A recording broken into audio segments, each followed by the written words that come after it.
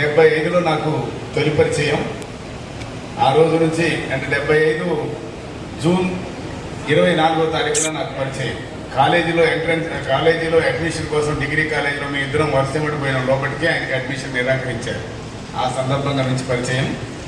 చనిపోయే ముందు దాకా అక్కడక్కడ అప్పుడప్పుడు కలుస్తుండేవాళ్ళం, ఎందుకంటే మేము విడిపోయి దూరంగా ఉన్నాం కాబట్టి.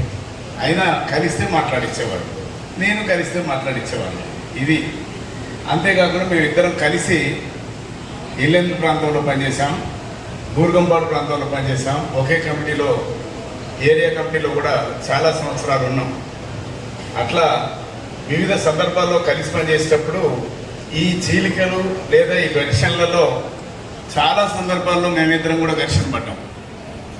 అది 80లో కావచ్చు, 84లో, 86 నుంచి 92 దాకా కావచ్చు, 90 తర్వాత 2013లో కావచ్చు. అన్ని సందర్భాల్లో ఐడియాలజికల్గా మిగతా విషయాల్లో మా మధ్య కూడా ఉండేవి, అయినా మాట్లాడుకునేవాళ్ళం.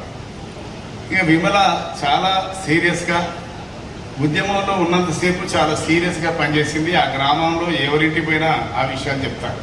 అది గన్నపల్లి కావచ్చు, మరి గుండ్రాతిమడుగు ఏరియాలో మొత్తంలో కూడా. అట్లా ఆ కామ్రేడు చాలా మహిళా కార్మికుల యొక్క హక్కుల కోసం బంధులు కూడా నిర్వహించిన చరిత్ర విమలక్కది. కారణాలు ఏమైనప్పటికీ అనేక కారణాలు ఉన్నాయి.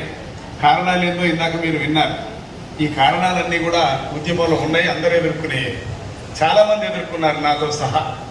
అయినా ఇలా చనిపోవడం బాధేసింది.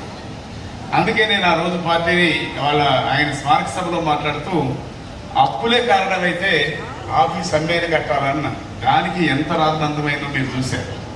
మరి ఇట్లా చచ్చిపోవడం మంచిదా? అవన్నీ పార్టీ ఆలోచించొద్దా?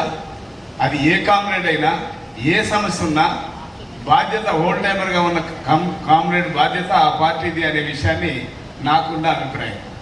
అందుకే నేను ఆ మాట చెప్పాల్సి వచ్చింది. దాన్ని పెద్ద రాద్ధాంతమైనా కూడా అది వేరే విషయం. సరే, ఇప్పుడు ఏమైనా ఈ బుక్లో రాయడానికి నేను ఆఖరి నిమిషం దాకా రాయలేకపోయాను. వివిధ పనులతోటి నేను ఔరంగాబాదు, కలకత్తా వివిధ ప్రాంతాలకు పోయి వచ్చే టైం దొరకలేదు. నేను నా రాసే మనిషి దొరక్క లేట్ అయింది. అందుకే కొద్దిగా 1 పేజీ మాత్రమే రాసి పంపాను. ఈ అన్ని అనుభవాలు మిగతా విషయాలు ఏమి రాయలేదు. 1 పేజీ మనం రాసి పంపాను. లేకపోతే చాలా విషయాలు నేను రాద్దాం అనుకున్న 7-8 పేజీలు. అయినా ఆ ఒక్క మాటతోటి నేను ముగించేసిన. అందుకే మనం నేర్చుకోవాల్సింది ఏంటంటే మొండితనం ఉండాలి. చాలామంది చాలా సమస్యలు ఎదుర్కొంటాం, అయినా మొండిగా ఉండటం అనేది నేర్చుకోవాలనేది. తర్వాత పనిలో వాళ్ళ కుటుంబంలాగా రెవెన్యూకి నేను కొరియర్గా 10 సంవత్సరాలు ఉన్నాను. అందుకే అట్లాంటి కుటుంబంలో పనిచేసిన, కుటుంబం నుంచి వచ్చిన మనిషి ఇట్లా చచ్చిపోవడం బాధేసింది. ఇది మాత్రం నేను ఆమోదించను. కొట్లాడాల్సింది ఉన్నాయి. చాలా కొట్లాడిండి ఆయన, చాలా విషయాలు కొట్లాడుకుంటూ ఉన్నాడు. కమిటీల్లో కొట్లాటలు జరిగినాయి అనేకం. అట్లా కొట్లాడేవాడే. ఆ కొట్లాడాలి తప్ప చనిపోవటం అనేది చాలా బాధాకరమే. అయితే అంత ఒత్తిడికి గురైంది అనే విషయం అర్థమవుతుంది. ఒక్కడే అయిండు, ఎవరికి పంచుకోలేని పరిస్థితి ఏర్పడింది. ఇప్పుడు ఆ వీడియో అయిన తర్వాత అర్థమైంది కదా. అందుకోసం ఇట్లాంటి ఒక పరిస్థితి ఉద్యమాల్లో ఉన్న కామ్రేడ్స్కి రావద్దని కోరుకుంటూ, వచ్చిన పంచుకోమని ఉద్యమంలో కొనసాగాలని వాళ్ళందరినీ కోరుకుంటూ, కామ్రేడ్ చంద్రశేఖర్కి జోహార్లు అర్పిస్తూ, విమలక్కకి నా సంతాపాన్ని చెప్పదా ఏం చెప్పాలో అర్థం కావట్లేదు నాకు.